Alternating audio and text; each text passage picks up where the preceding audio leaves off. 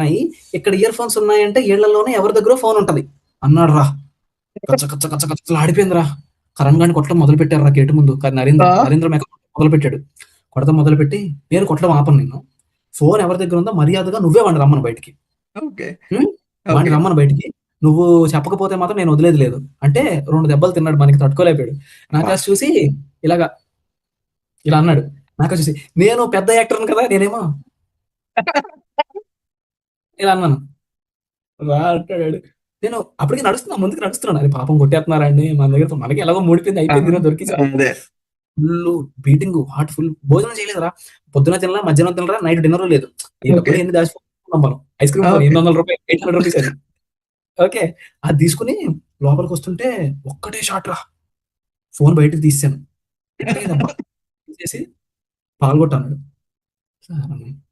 ఏదో అంటే I was trying to place him, ఏదో వదిలేస్తాడు నాతో తీసుకెళ్ళిపోవచ్చేమో లోపలికి. అంటే కొడతావా కొట్టమన్నాడు. ఇలా అన్నాను.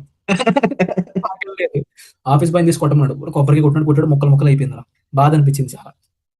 ఇంకో 2వ దెబ్బ వేసాడు రా. కళ్ళు తిరిగిపోయినాయి. Because I didn't eat anything since morning. కళ్ళు తిరిగి పడిపోయాను నేను.